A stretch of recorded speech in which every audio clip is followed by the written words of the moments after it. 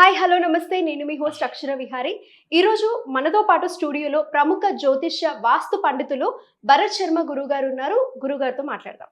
నమస్తే గురుగారు. నమస్తే. ఎలా ఉన్నారు? శాంతం.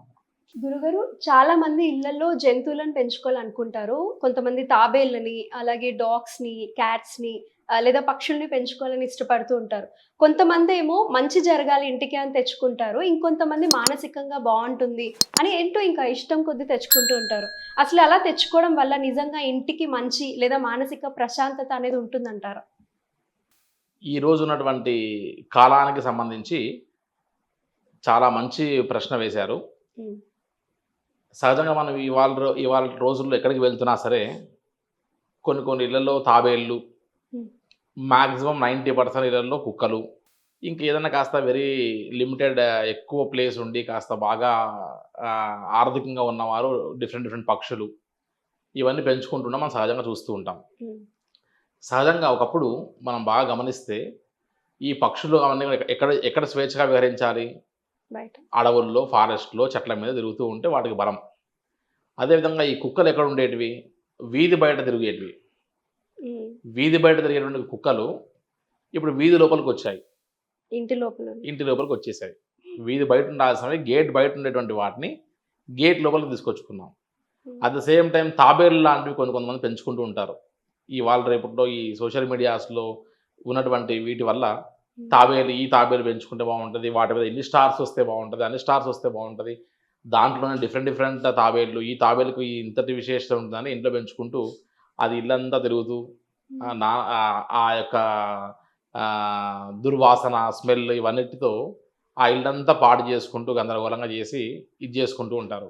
ఉమ్, సహజంగా ఏ జంతువు ఎక్కడ ఉండాలో అక్కడ ఉంటేనే అది మంచిది తప్ప ఉమ్, వాటిని ప్రశాంతంగా ఉండాల్సిన వాటిని తీసుకొచ్చి మనం బంధించుకొని మనం దగ్గర పెట్టుకోవడం వల్ల అది మనకు ఉల్లాసం, ఉత్సాహం ఇస్తదేమో గానీ, వాటిని మాత్రం మనం బంధించి మనం తప్పు చేస్తున్నట్టే కదా!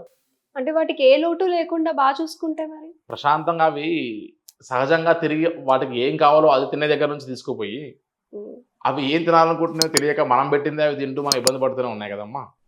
కాబట్టి వాటికంటే ఎక్కువగా ఒకప్పుడు బాగా గమనిస్తే ఇంట్లో ఆవులు పెంచేవాళ్ళు. అవును.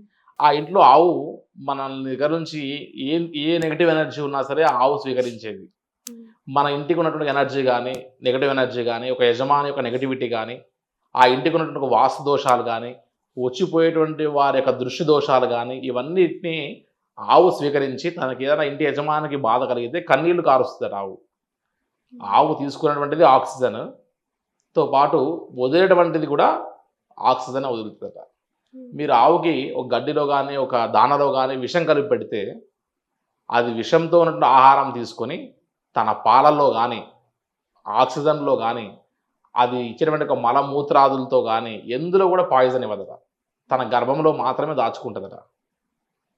అర్థమైందమ్మా? పంచగవ్యాలు ఆవు పేడ, ఆవు మూత్రం, గోమయం, గోమూత్రం, అదేవిధంగా ఆవు పాలు, ఆవు పెరుగు, ఆవు నెయ్యి. ఇవన్నిటిలో కూడా విపరీతమైనటువంటి యొక్క ఆక్సిజన్ కంటెంట్ ఉంటదట. మనం ఇప్పుడు యజ్ఞయాగాదులు చేస్తే వాడేటువంటి యొక్క ప్యూర్ ఆవు నెయ్యి ఏదైతే ఉందో, ఆ ఆవు నెయ్యితో మనం చేసినటువంటి దానివల్ల అసలు ఎంతటి ఆక్సిజన్ అంటే అంతటి ఆక్సిజన్ లెవెల్స్ పెంచుతదట. కానీ ఇవాళ రేపట్లో ఆ ప్యూర్ ఆవు నెయ్యి ఎక్కడ దొరుకుతుందమ్మా? 4, 5 వేల రూపాయలు పెట్టినా కూడా ఆవు నెయ్యి దొరకట్లా. బయట మనం వాడేటువంటి ఒక ఆవు నెయ్యి ఒక 500-1000 ఆవు నెయ్యి దాంట్లో 10% ఆఫ్ ప్యూరిటీ కూడా లేకుండా అయిపోయింది. ఒకప్పుడు కుక్కలను బయట ఉండేటివి గేటు బయట, ఆవులు ఇంట్లో పెంచుకునేవాళ్ళు.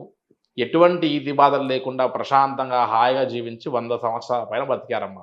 ఉమ్, ఇప్పుడు ఆవుల్ని బయటకు తోసేసి, కుక్కల్ని పెంచుకొని, మంచాల మీద పడుకొని, ఇంట్లో భార్యాభర్తలతో ఉన్నటువంటి యొక్క అనుసంధానం కంటే, పిల్లలతో ఉన్నటువంటి టైం కంటే, కుక్కలతో స్పెండ్ చేసేటువంటి టైం ఎక్కువైపోయిందమ్మా.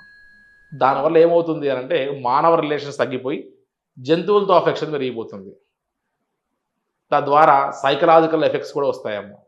ఈ జంతువులను పెంచుకోవడం వల్ల, ఆ జంతువులు మన ఇంట్లో తిరుగుతూ ఉండడం వల్ల కూడా మానసిక సమస్యలు కూడా దారితీస్తది అని చెప్తారు. అదేవిధంగా మనం బాగా గమనిస్తే ఆవుని మనం ఇప్పుడు ఈ రోజుల్లో మనం ఈ యొక్క రన్నింగ్ జనరేషన్‌లో చూస్తే ఒక కాలనీలో ఎవరో ఒక ఆవును పెంచుకుంటూ ఉంటారు. ఒక దేవాలయం దగ్గరనో లేకపోతే ఎవరన్నా కాస్త బాగా ఇవాళ రేపుల్లో ఉన్నటువంటి డాగ్ లవర్స్ లాగా కౌ లవర్స్ కూడా కొంతమంది కరుడు కన్నటువంటి ఒక హిందుత్వ భావం ఉన్న వాళ్ళు ఉంటారు. ఉమ్. వారు అరవదు ఆవు. Yes. దాని యొక్క మలం కానీ దాని మూత్రం కానీ కనీసం స్మెల్ కూడా ఇవ్వదు. ఉమ్. కుక్క ఇచ్చేటువంటి ఒక మలమూత్రంలో ఉన్నటువంటి ఒక స్మెల్కి ఆవు అసలుకి మలమూత్రం చేసినా కూడా అసలు స్మెల్ కూడా ఇవ్వదు. ఇంకా ఆక్సిజన్ ఇస్తుంది. శుభ కార్యక్రమాలకి వాటికి వీటికి మన ఇంటి బయట అలుక్కోవడానికి పెండనిస్తుంది. ఉమ్. ఒకవేళ పాలు ఇచ్చేటువంటి ఒక పరిస్థితి ఉంటే పాలు ఇస్తుంది. ఇన్నిటిని ఉపయోగించేటువంటి ఒక ఆవు అదే కాలనీలో ఎవరన్నా పెంచుకుంటే ఈ పక్కన వాళ్ళు గొడవ, ఆ పక్కన వాళ్ళు గొడవ, ఆ కాలనీలో పెద్ద మీటింగ్. కనీసం మనం పెంచుకోలేకపోతున్నాం, ఇంకొకరికైనా సహకరిద్దాం అనేటువంటి ఒక పరిస్థితి కూడా ఉండదు. కానీ వీళ్ళ ఏదైనా దోషాలు ఉన్నాయి, నవగ్రహ పరిస్థితి బాగలేదు, ఆవుకి ఇది పెట్టాలి అది పెట్టాలంటే మాత్రం ఈ గుళ్ళ దగ్గరికి వెళ్ళి ఆ ఆవు చుట్టూ ప్రదక్షిణాలు చేసి బొట్లు పెట్టి దాన్ని భయభ్రాంతులు చేసి ఆ రోజు మాత్రం వద్దన్నా సరే ఆవుకి ఏదంటే అది పెట్టేసి ఏది పెడితే అరగదో ఏది పెడితే అరుగుతుందో కూడా తెలియకుండా వాళ్ళకి ఇష్టం వచ్చింది పెట్టేసి చివరికి ఆవు ఏ దాని కొరకు అవసరము అంటే టీవీలో కనబడి దండం పెట్టడానికి, గుళ్ళోకి వెళ్తే ఆవుని పూజ చేయడానికి, మనం ఏదైనా కొత్తగా గృహప్రవేశం లాంటివి ఏమైనా చేస్తుంటే ఆ గోవుని మన ఇంటి గుమ్మం దొక్కాలన్నటువంటి పరిస్థితికే తప్ప అదే ఆవుని మనం ఎందుకు పెంచుకోకూడదు అనేటువంటి ఒక ఆలోచన ఈ వాళ్ళ రేపు తగ్గిపోతూ ఉంది. అవును, నిజంగా ఆవు కనిపిస్తే చిన్న చిన్న పిల్లలు దాన్ని ముట్టుకోవాలి, ఏంటో అదేదో వింతలాగా చూస్తూ ఉంటారు. కుక్కను పెంచుకున్నటువంటి ఒక మెయింటెనెన్స్ కంటే ఆవును పెంచడం చాలా తక్కువ ఖర్చు అమ్మ. ఓ. కాబట్టి రోజుకి 100 రూపాయలు ఖర్చు పెడితే ఆవును ప్రశాంతంగా పోషించవచ్చు. మనం సరిగ్గా గోమయాన్ని, గోమూత్రాన్ని, పాలు అంటే ఎప్పుడోసారి ఇస్తుంది గోమయం గోమూత్రమే తిరిగి మనం జాగ్రత్త చేసి ఇంకోరికి ఉపయోగిస్తే వద్దు అన్న కూడా వారు తీసుకొని అక్కడ గ్రాసమో గడ్డో సహకరించినా కూడా ఒక ఆవు బతికిపోతుంది. ఉమ్. మనం ఇంట్లో చిన్న స్థలం కుక్కకి ఇచ్చినట్టుగా ప్రదేశాన్ని ఇవాళ రేపులో చిన్న చిన్న గోవులు చాలా పుంగనూరు జాతుల లాంటి గోవులు చాలా వచ్చి ఉన్నాయి. అవును. మనం తలుచుకున్నటువంటి ఆవులను చాలా పెంచుకోవచ్చు. మనసుంటే ఖచ్చితంగా మార్గం ఉంటుంది. ఉమ్. కాబట్టి కనీసం గోవు లేనటువంటి గ్రామం, గోవు లేనటువంటి కాలనీ, గోవు లేని దేవాలయం, శివుడు లేని గ్రామం శ్మశానంతో సమానము అని చెప్తారు. ఉమ్. శివాలయం లేకుండా ఏ ఊరు ఉండదమ్మా. శివుడు లేనటువంటి ఒక ప్రదేశం శివమన్న ఉండాలి, శివం లేకపోతే శవమన్న ఉండాలి. ఊర్లో శివుడు ఉంటాడు, ఊరు బయట శవాలు ఉంటాయి. ఉమ్. మనలో శివుడు ఉన్నారు కాబట్టి మనం ఇలా ఉన్నాం, శరీరంతో ఉన్నాం. అదే శివుడు బయటికి వెళ్ళిపోతే మనం శవంగా బయటికి వెళ్తాం. కాబట్టి ఆ శివుడు లేనటువంటి ఒక గ్రామం ఎంతటి శ్మశానంతో సమానమో, ఇంట్లో గోవు లేకపోయినా కనీసం ఆ గోవు మన ఇంట్లో పెట్టుకోవడానికి ఇప్పుడు పరిస్థితులు అనుకూలించకపోయినా కనీసం ఒక కాలనీలో లేదా కనీసం దగ్గర ఉన్న దేవాలయంలో గోవు యొక్క పోషణ కొరకు ఎవరన్నా సరే ఆ రకంగా ఒక ఇవాళ రేపట్లో కాలనీల్లో ఇంత పెద్ద పార్కులు, మళ్ళీ దాంట్లో ఎక్సైజ్లకి వాటికి వీటికి ఎన్నెన్నో అవకాశాలు క్రియేట్ చేస్తున్నప్పుడు అవును. ఇదే కాలనీ మెంబర్స్ అందరూ కలిసి ఒక ఆవు దూడను పెంచుకోలేరా అమ్మ? Correct. అదే కాలంలో అవసరమైతే ఒక గృహప్రవేశానికి ఉపయోగపడుతుంది. ఇంత ఆవు మూత్రము, ఇంత ఆవు మయము, మనకు ఆవు పేడ కావాల్సి వచ్చినప్పుడు అప్పుడు ఎక్కడో పరిగెత్తి ఒక గోశాలకు వెళ్ళి వాడికి 100 రూపాయలు ఇచ్చి ఆవు పేడ ఎత్తుకొచ్చుకుంటున్నాం. అదే మన దగ్గర ఉన్నటువంటి ఒక ఆవుని ఆ ఆవు పేడ మనమే వాడుకోవచ్చుగా. కనీసం ఆ ఆవు పేడ ఇంత పడితే దాని నుంచి కనీసం మన చెట్లలో మనం పూల మొక్కల్లో వేసుకున్నా సరే ఆ రకంగా ఆవు మయాన్ని వాడుకొని మనం ₹1 సహకరించినా గో బతికిపోతుందిగా. ఉమ్. కాబట్టి ఈ జంతువులన్నింటినీ పోషించడం కంటే ఒక ఆవుని పోషిస్తే లోకానికి ప్లస్ మనకు ఆరోగ్యానికి ప్లస్ మన హైందవ సంస్కృతి సాంప్రదాయానికి అన్నిటికీ మంచిది. కాబట్టి మీరు చెప్పినటువంటి ఈ కుక్కలు, తాబేళ్ళు, పక్షులు ఇటువంటి వాటికంటే చాలా ఉత్తమంగా ఒక గోవును పెంచుకోవడం వల్ల మన యొక్క ఆరోగ్యము, మానసిక పరిస్థితి అన్నీ ప్రశాంతంగా ఉంటాయని చెప్పొచ్చమ్మా. ఓకే. ఈ జంతువులే కాకుండా లైక్ గోవుని పెంచుకోవడం వల్ల కూడా యాక్చువల్లీ బెనిఫిట్స్ మీరు చెప్పింది 100% కరెక్ట్.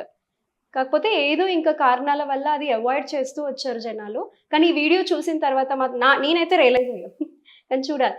ఈ వీడియో చూసిన తర్వాత ప్రతి ఒక్కరికి గోవు యొక్క విశేషాలు అన్నీ తెలుస్తాయి. చాలా చక్కగా వివరించినందుకు చాలా సంతోషం అండి. నమస్తే.